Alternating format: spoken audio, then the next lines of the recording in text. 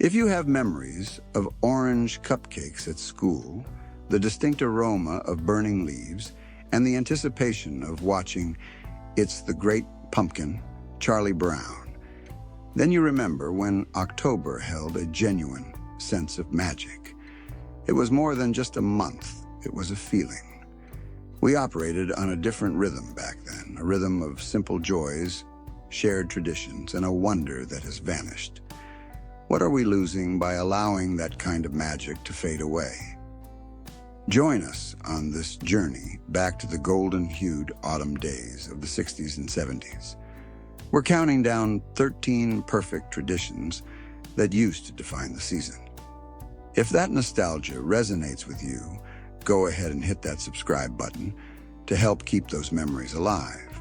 The Great Pumpkin. Back before streaming, It's the Great Pumpkin, Charlie Brown was a major event.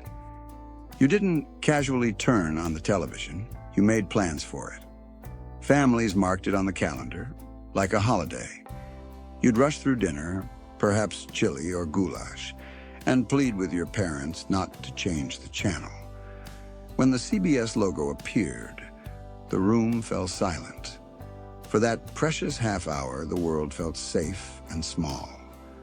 Linus passionately preached the gospel of the Great Pumpkin with unwavering faith. Sally rolled her eyes, and every child secretly wondered if he might actually appear this year. The commercials were half the fun: Brock's candy corn, Woolworth's costumes, and McDonald's promos. When it ended, there was always that slight ache. Back then, it was a once-a-year event. A slice of magic that only materialized if you made time for it. Halloween classroom parties. Every child who grew up in the 60s or 70s remembers the unadulterated joy of a Halloween classroom party. It commenced right after lunch, when your teacher would wheel in that squeaky metal cart piled high with napkins, paper plates, and orange frosted cupcakes baked by a gracious class mom. The frosting invariably left your fingers sticky. Every desk was transformed into a party station. Moms brought jugs of high C and popcorn balls wrapped in wax paper. The room smelled like sugar paste and pencil shavings. Decorations were pure elementary school magic. Construction paper ghosts, handprint jack-o'-lanterns, and that iconic black cat cutout. If you were lucky, your teacher allowed costumes for the entire afternoon. You'd spend half the day uncomfortably fidgeting with a plastic mask that fogged up every 30 seconds. By the final bell, the floor was a chaotic mess of cupcake crumbs and sheer excitement. What was the most popular costume in your class back then? The one every kid wanted to wear? Share your memories in the comments below. Pumpkin Carving Night. Every October featured that one special night that officially signaled the start of Halloween, Pumpkin Carving Night. The family gathered around the kitchen table, armed with spoons, dull knives, and old newspapers. The first cut was the most satisfying part. That distinct pop of the stem as the lid came loose, followed by the unmistakable aroma of a fresh pumpkin. You'd reach inside and scoop out that cold, stringy, gooey mess by hand. Once the candles were inserted, the room glowed magically. The leftover seeds would be rinsed, salted, and roasted in the oven, filling the house with a warm, nutty aroma. Did your mom let you save the pumpkin seeds to roast? What was your secret ingredient or seasoning? Please share your recipe. County fairs. If you grew up in the 60s or 70s, October wasn't complete without a trip to the county fair. It was the highlight of small-town life. When the air turned cool, the carnival lights would come on and the entire county gathered. You could simultaneously smell popcorn, hay, and the distinct scent of engine grease from the tilt-a-whirl. The fairgrounds buzzed with energy, kids clutching ticket strips, and fathers trying to win oversized stuffed animals with darts that never quite hit. The Ferris wheel was the crown jewel, slowly rotating against the orange dusk, giving a breathtaking view that made your stomach flutter. Woolworth's Halloween costumes. If you avoided a homemade costume, the trip to Woolworth's was pure magic. Those aisles were packed with stacks of boxed costumes, Casper, Bugs Bunny, Frankenstein, each a genuine treasure. The smell would hit you first. That unforgettable combination of new plastic, cardboard, and a hint of dust. Inside each box was a thin vinyl suit and a hard plastic mask that never quite fit properly. The elastic strap always pinched, and the eye holes never seemed to line up. But when you pulled that mask over your face, you felt absolutely unstoppable. Those flimsy little suits might have ripped before you reached the end of the street, but for that one night, they represented everything. What was the worst plastic mask you ever had to wear? The one that fogged up the most? Let us know in the comments. McDonald's Halloween pails. By the late 70s and early 80s, McDonald's captured the Halloween spirit with those small orange plastic pails. If you acquired one, you carried it proudly as a badge of honor. Forget the standard pillowcase. This was the Cadillac of candy buckets.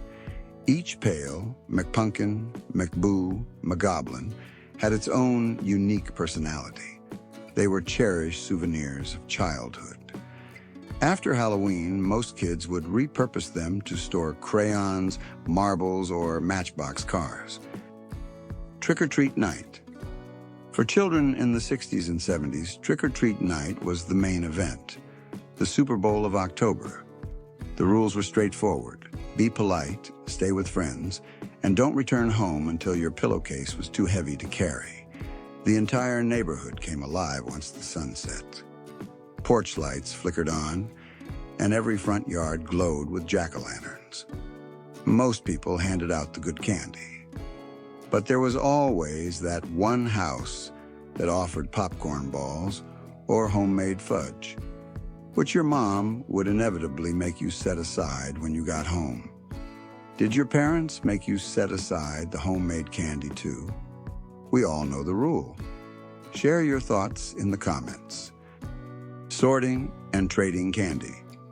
Once the porch lights were off, the real fun began, dumping out your entire candy haul.